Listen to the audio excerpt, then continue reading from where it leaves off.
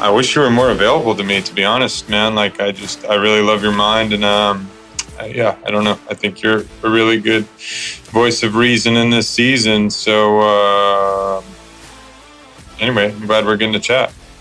Yeah, definitely, and glad we're recording. I've no issue with continuing to record what we got and figuring out what we want to do with it. So yeah, I'm driving, so that's just the audio. Yeah. No, I remember we hit a dead spot in this road trip, I'm pretty sure. But well, yeah. I mean, dude, I think I almost want to relive the way that you talked through the abortion thing, or not abortion, the manifestation of the immigration crisis. But I think the manifesto debrief is more relevant. So why don't we? Okay. What do you? Yeah, I mean, I guess. Thank you for listening. You've got a bunch of feedback. Yeah. You want to just dive in on that? I've got your list here. I'm not driving yet, so I can tee it up. Or Let's go through the list. I think, and I was thinking about how I wanted to begin this, and I think that my main criticism in trying to take your advice and criticism and make this concise is that what I got was two things. One, you want to change the discourse. You want to help people ask better questions and speak more effectively about issues. That was the first thing I got. Two, yep. The second thing I got was the reason you want to do this is because you look around from your very peculiar perspective, and you see from your perspective you interpret as all of these people saying and doing all of this unnecessarily stupid stuff, and it frustrates you, and you want to change it, which leads us back to number one. But you have done nothing, or seem to have not gotten very far in understanding why things are the way they are. Like, before coming to the conclusion that the way things are is stupid or needs to be changed, insufficient in some way, you've certainly jumped to that conclusion, but you haven't really figured out why things are the way they are. And so the main gist of what I got from all of it was just frankly complaining. It was just everything sucks, and it sucks in this way, and it sucks in this way, and it sucks in this way, and it sucks in this way, and it's so stupid, and why can't we change it? I want to change it. I don't want to. I could be doing other things, but I want to change it. And so what I'm going to try to do is change it because it sucks. And it's like, well, how the hell are you going to do that? And,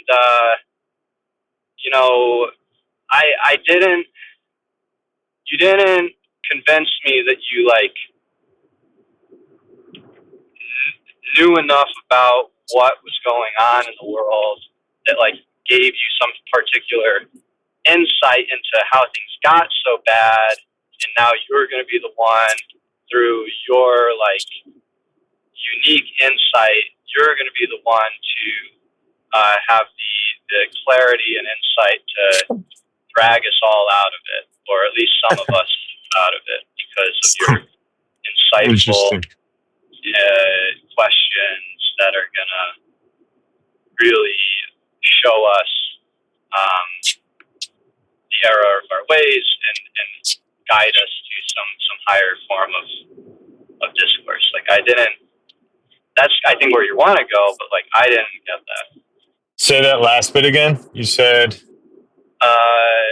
I didn't get the sense, or you didn't convince me that you had a particularly insightful point of view that would allow you to ask questions in a way, or direct us, guide us in asking questions in a way that would actually accomplish your goal of, founding a better discourse and so on. And that was. No, that makes sense.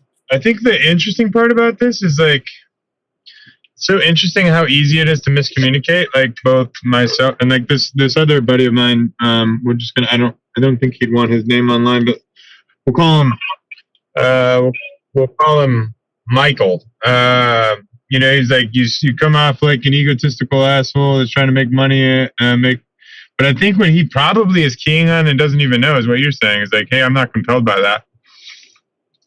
Yeah, now, potentially. I mean, that would be a generous way of reinterpreting what he told you. Because I didn't think you came off as egotistical. I didn't think you came off as trying to hustle for, clout and become insta-famous, become an influencer. That I didn't get that.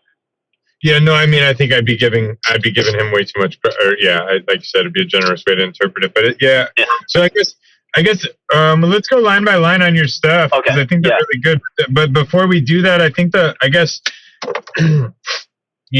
think you're answering the call I gave you is like, hey, check this out and let me know what you think. Do you think after all of our reasoning that I still haven't solved it, or I just failed to message it there? Now, I don't want to say solved it, but like, I do. Like, if you and I were just talking and you're like, hey, dude, I don't think you have anything compelling or new, I'd be like, really? Well, let's talk about it. Like, and I don't know if that's a good place to start, but like, I do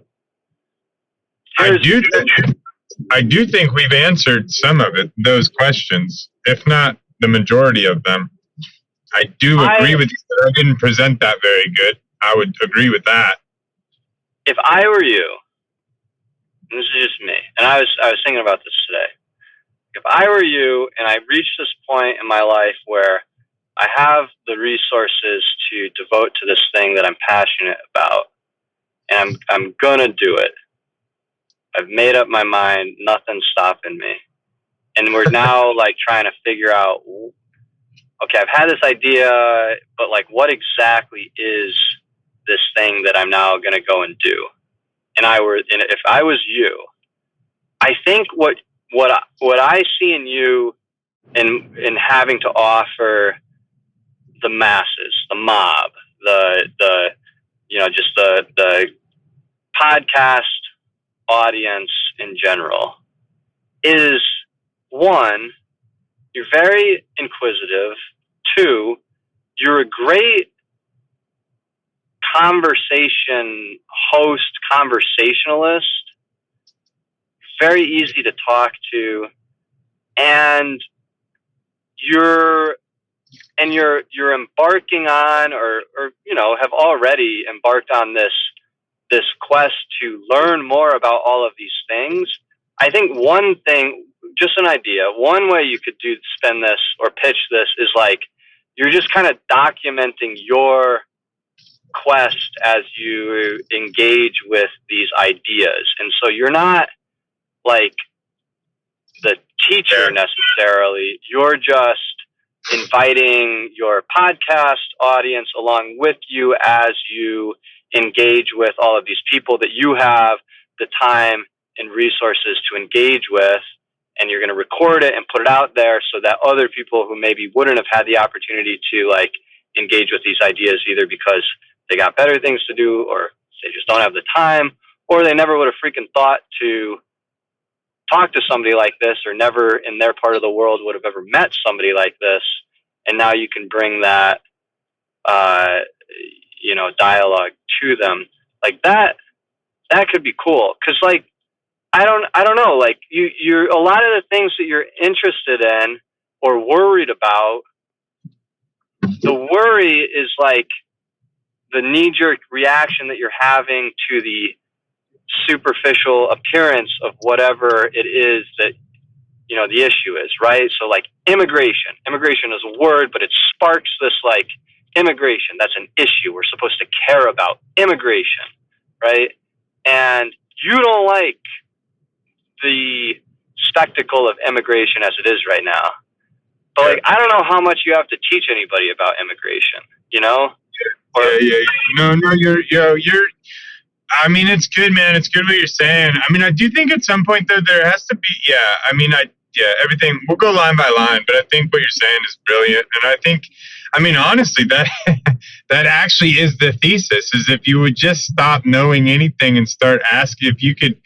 I mean, really, that's all. And I think what I got on a rant about is like, is everybody's self-righteous thought is the problem. Like that is at the genesis of, like, not to say that you shouldn't think and be convicted, but like when you believe your way is the only way and all other ways are evil, and you don't even know that you're thinking that, like you haven't even contemplated long enough to realize how self-righteous you are and how diminishing you are to everybody else. Like to me, that's the problem. But yeah, I don't think I need to go get on the pulpit and say that. It's like, well, let me just show you how to go. Like, I mean, I don't mean to say it that way, but like, let's just go demonstrate going out and doing the great, the great inquisition of inquiry. Like, let's just go inquiry. And like, really, that is the superpower. So that's really fascinating. I love that. That's good. That's really good. All right. Cool. So yeah. So what you said is stop saying shit and let other people say shit, which is generally what I do really well. I don't have to say much. That is what you do really well. It's not what you were doing for 49 minutes on the last the manifesto thing. No, I know. I was trying to make a declaration like, what is this? But I don't. And honestly, like it's tough because like, what prompted this, and I respect Michael for saying something, but it's like, dude, I'm sorry if that's your take. You weren't listening, but I think he prompted the right caution, right? And somebody else said I was swearing a lot, which I was. I don't need to. You can't go around the world preaching the love of Jesus Christ, cussing and swearing at people. That doesn't sound very loving. So like that was somebody else. So, and that was Doug. That was Doug, and Doug will be on here. And so it doesn't need to be. But I do think there's a level of fierceness about this that needs to be included. Like you can't just. Anyway, maybe not, dude. Maybe not. I don't know. Anyway, so let's go line by line. So thank you. Already helpful. You've got to block time for me, dude. I can't. You've got to block time for me. You need it.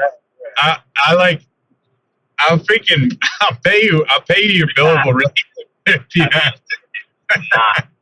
But yeah, all right. We'll do better.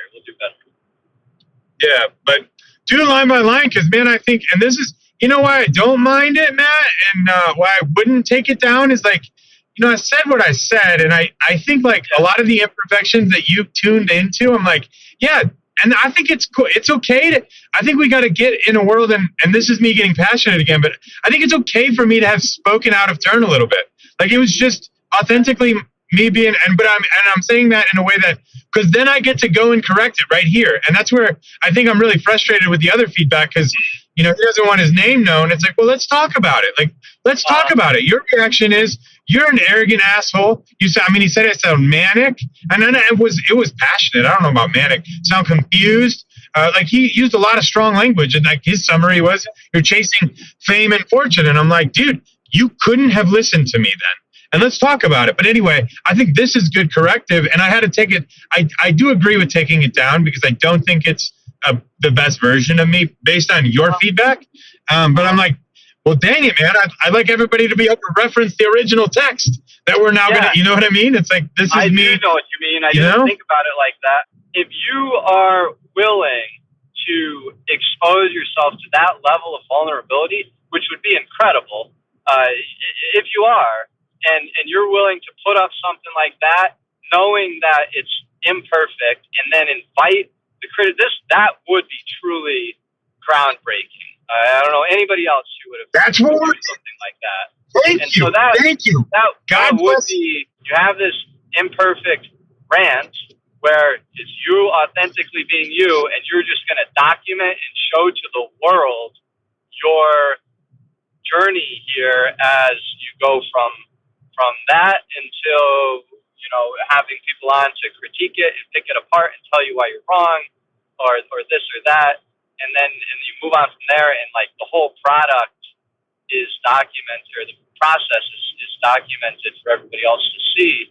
That would be, I think that would be very uncomfortable for anybody to go through if you're okay with that, yeah, that would be true. That would be something that doesn't exist right now, and surely very informative for people. I think that would mean a lot. So yeah, I don't know. Maybe you shouldn't have taken that. Sorry. I do think it's dangerous, but I think it's also that is what's missing. It's like that's part of it's like. But anyway, I haven't decided yet. I don't know. People were offended by it, so I think I can do that, but do that better. And that is the idea. Is like, dude, I'm just a dude. I don't claim. And I sounded like I thought I had all the answers to some people. I don't. I didn't mean to do that. And like.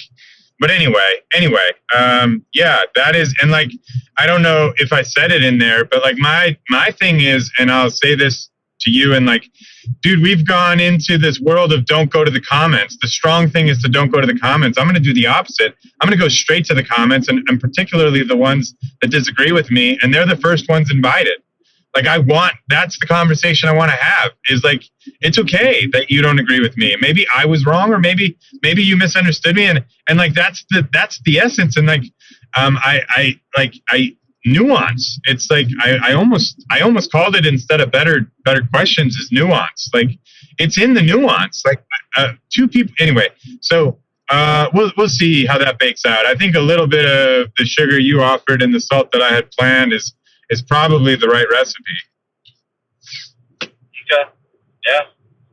So, and yeah, the thing about it, and it is, and I don't want to call myself strong, but like, I'm willing to be that vulnerable. All I have is my opinion. And like, if people don't like me because of it, that's okay. That is not, like, I think vulnerability is the thing that we don't want to expose in ourselves. And like, like, we have to be okay with ourselves. And if we're okay with ourselves, then we stop getting mad at others that aren't like us. I don't know.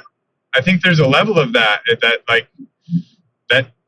we need to embrace. I feel in my worldview, that is part of it.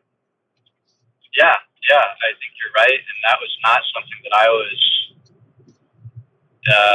intending to embrace for you. And I was like, yeah, he's wrong about some facts, and he said some things he probably didn't mean, and could have been polished up in many ways. So you should take it down and do it right. And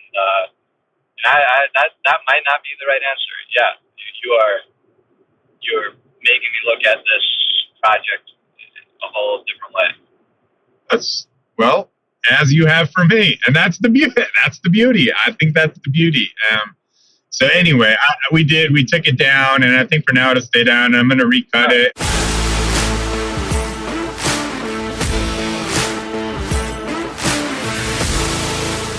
And then I think some of this stuff, like, I don't know, man, that's another thing just to advertise it, like, to you is like, I don't want anybody to subscribe to me, but at the same time, like, I'm deep in the red, and it's like, maybe we have some exclusive content. I don't like that idea, but like the things that are a little volatile and I don't know. Anyway, I don't know what to do with that, because I think, the truth is, like, when you make people subscribe to you, like, you've become beholden to those that subscribe to you. And I don't want to do that, but I also don't want advertisers, so I don't want to be beholden to them. And it's like, well, how the hell are you going to monetize, dude? And it's like, I hope that we're doing enough that people can get behind to support it, buy a t-shirt or whatever else. So it's just weird, man. It really is. It's a really, go ahead. Yeah. Yeah. Can I just say something on that? And again, not going to tell you how to do this, but the thing that you're trying to do is not something that should be monetized.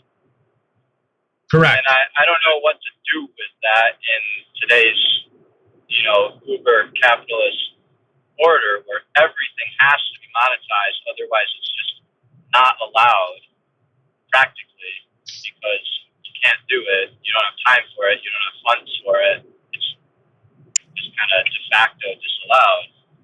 And that's the problem that you seem to be running into here. But let's just earmark the fact that the discourse and truth seeking that you're trying to do here is not something that ought to be monetized, at least in a perfect world. And it will be, to unnecessary degree corrupted as soon as you do that.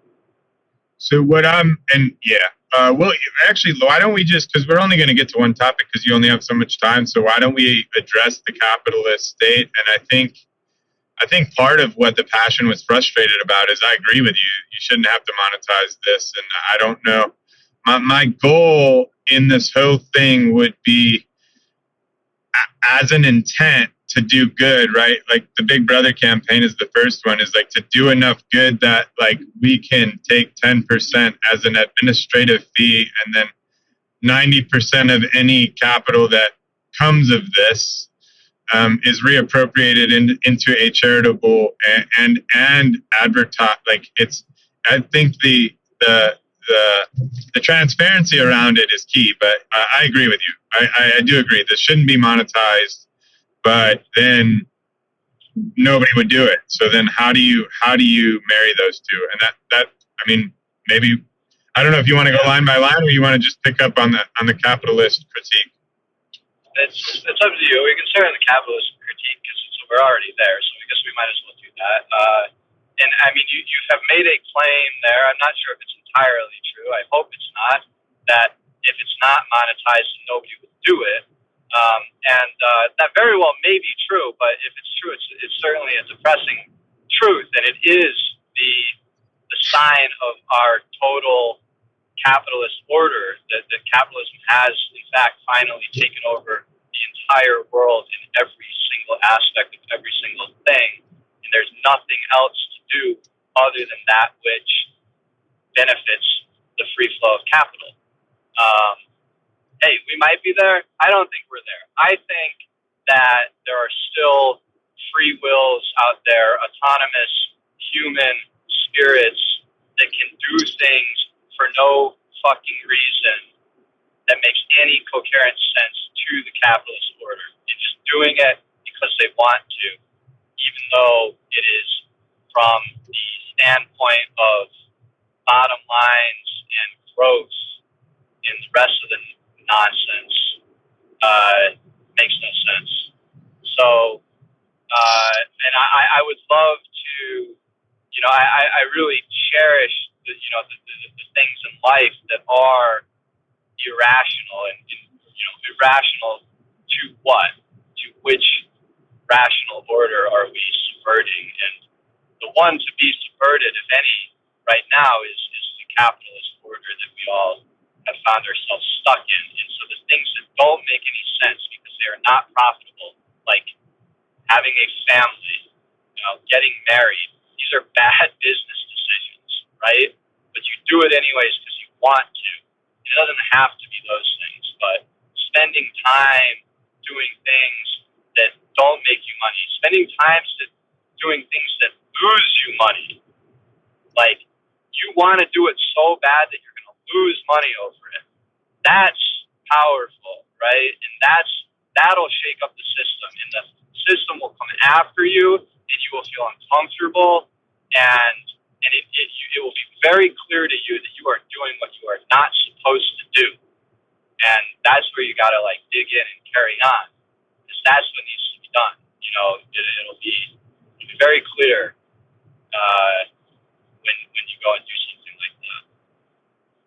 Yeah, and I totally agree. And I just think, I mean, we won't get into it, but yes, I agree. I think and I do believe the Bible warns against this, but the power of money and security and self-preservation are extremely dangerous, because then it corrupts it corrupts a lot. Like everything has to start with that, and that is how everything.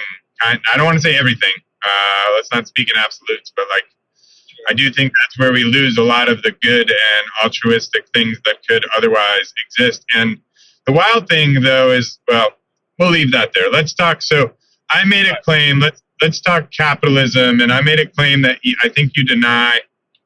And my claim is, and I think maybe I'm making an error and I'm talking about free market capitalism. And if that is a distinction I didn't make, that would be the error maybe. But in my view of capitalism, as studied loosely, somewhat intentionally in college and outside of, I think Milton Friedman was what I think of as the father of free market capitalism. I don't know if that's accurate, but I believe there were three tenets, and that's limited government, that's free and fair information, and that's regulation around monopolies. Those are the three tenets as I view free market capitalism. And I would argue that we don't, in America, I'm not talking globally, I don't think we exhibit that. Yeah, so I strongly disagree.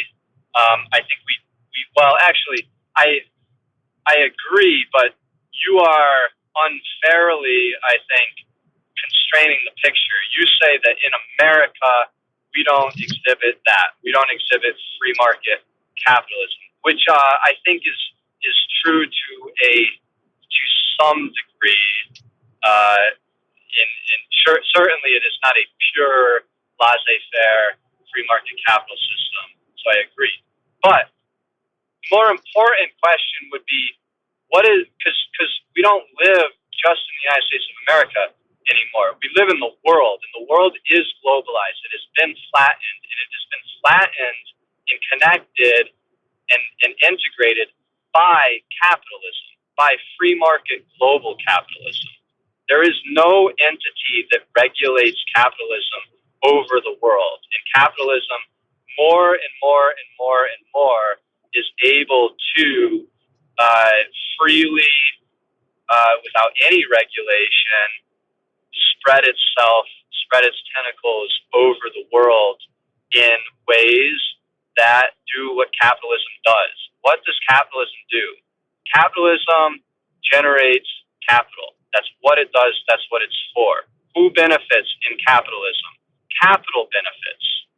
It is a myth to think that people benefit under capitalism. People are slaves under capitalism.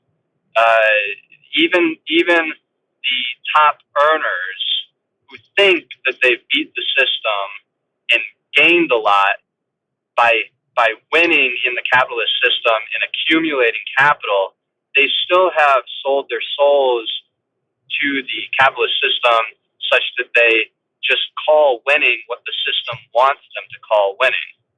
And so it is an inhuman, machinic order that we have all willingly enslaved ourselves to some degree, and it has taken over the world. So when we talk about capitalism now, we need to stop talking about capitalism like we did in the 60s when capitalism was a tool to defeat communism, and in the 80s when capitalism seemed very clearly to be a successful tool in beating communism.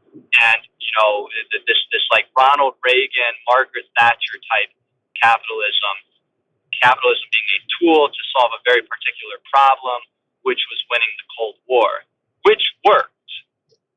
But in winning the Cold War and ensuring that we would remain free from communism, all we did was enslave ourselves to a different dictatorship, capitalism, right? And we just swapped out one problem for another. And so we shouldn't pat ourselves on the back too much, because again, no person actually benefits here. The points that you made, the three tenets of capitalism, the first one, can you go through those again? Limited government, free and fair information, and regulation of monopolistic companies. Limited government. What is the point of limited government? Limited government is an admission of humility. It says, we don't know what's going on here, but the market does. So what we have to do is stop trying to regulate things, because we're just going to muck things up and make things inefficient. If we don't do anything and let the market run itself, then the market will run things efficiently. And that is true. That is 100% true. But why would anybody want that? why do we want the market to run efficiently? The market doesn't care about you, and it doesn't care about anybody. So you're hedging that the market, in the market's interest, in a efficient market, is going to do good things to you. And that is a bet that no man would make if they didn't know what position they were going to occupy in the system before they came and occupied it. If you were just going to take, if you were going to spawn into the world like a video game, as any of the currently existing however many billion people there are, and you didn't know which one it was going to be, you would not want this world to be governed by a global capitalist system, because chances are you will be fucked. Okay? And that, we signed up for that. And what we did, what limited government did, limited government was just a politically correct euphemism for saying, we give up. We're no longer going to try to impact the world that we live in and make it the world that we want to live in. We're just going to let the machine make it the world that it wants to live in, which is an efficient, a brutally utilitarian, efficient order where capitalism, the people here are just cogs in the machine to move capital around in the way that best benefits capital. And that is the dystopia that on a global scale we live in today. And that is what is wrong with capitalism. And so capitalism, if I summarize, capitalism is a system in which its participants become slaves to capital, and capital does what capital wants in order to make more capital. So we're just enslaving ourselves to a fictitious god of capital. Yeah, exactly. Exactly. Because capitalism doesn't ask, well, we have this factory in Texas, but man, if we move the factory a couple dozen miles south to Mexico, we could save a hell of a lot of money by paying those Mexicans a quarter on the dollar of that which we have to pay these Americans, these Texans. But what about the Texans and their families? Like, are they going to be able to? Are they going to be okay if we take these jobs? Like, no, capital doesn't care, right? So it moves the factory because free market capitalism says it is more efficient to make the same products for less money in Mexico or in freaking Bangladesh. I'll just earmark one of the very few times where I was tempted, and I thought better of it correctly, to give Trump a little bit of credit was with the tariffs, because tariffs are anti-free market capitalism. They are a regulatory artifice that gets in the way of the free flow of capital and says, no, we're going to make this less efficient on a global scale to, bias the flow of capital in our favor. And we're going to make this system benefit us and do what we want to do. We're going to take control of the system. And, I don't know if that would have worked. It probably wouldn't, because I don't know if anybody can take hold and control of the system at this point. It's too big. Nobody knows how it works. It just does what it does. And we just kind of passively sit here and hope none of the politicians have any weird socialist, communist ideas, so that the market continues to go up and my retirement fund continues to go up and the stock market continues to go up and my real estate property continues to go up. And we just got to make sure Bernie Sanders never gets too much power, or one of these communists never gets too much power, because they're going to go and try to make the system work for people. And that'll just blow up everything, which it probably will. Right? So we are slaves. So I'd love to definitely get back to, I want to poke holes, and I'm not going to subscribe to the market doesn't work just yet. But I don't want to pick that fight. I see what you're saying, and I want to get into that factory example and nail into it. But I think, because I sense we're going to probably run out of time. I guess while you sit here and say a radical thing that I think many are going to reject, and I appreciate you being willing to put your name on it and be here with me, but what would you propose if we just take your assumption that capitalism is just an enslavement to capital and it doesn't set anybody free, and then I think you're also of the opinion that communism doesn't work either. What is it? Would you have a recommendation to overcome it? Is there a system that you've seen, or is there anything that we can do to overcome that? Or that's so you asked two questions. Is there a system that will overcome it? And is there anything that we can do to overcome it? Is there a system that will overcome it? No. Is there anything that we can do as individuals to overcome it? Yeah, absolutely. Nobody is actually forcing you into this system.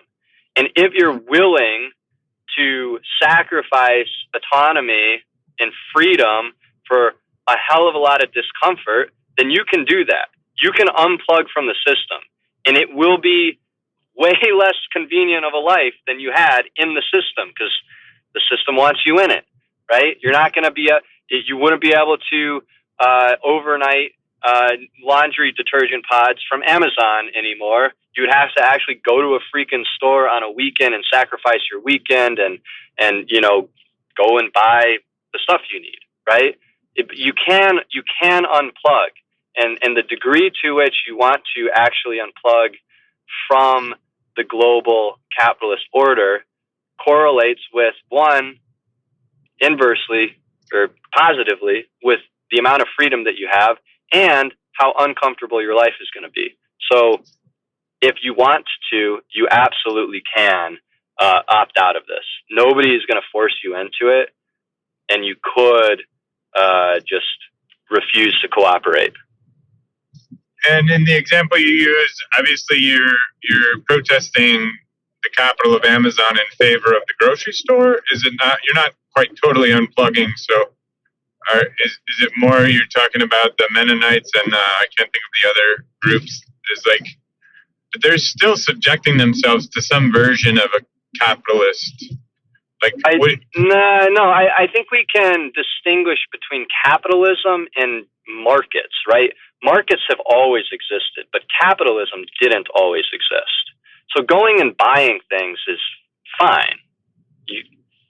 Nothing wrong with that. And that's going and buying things is not necessarily to the benefit of the capitalist order. You could have a market economy without being so beholden to growth and the free flow of capital. You could have a society, hypothetically, that values other things, holds other values sacred, but still has markets operating within it. This is how everybody in the world operated before capitalism. Man, I feel like I know we're out of time, but okay, well, we'll keep going. Another time. Oh, okay, yeah, you're home, right? I am home. Okay. Well, as much as you'll give me, I'll take of this. Okay. When and if you can. So I don't know if you want to pick a day a week, but yeah, I feel like we just scratched the surface on one of 10 bullet points. So. yeah. Well, we'll take it one step at a time. All right, dude. Well, you have a good weekend. Yeah, Appreciate it. Yeah. All right. Take care.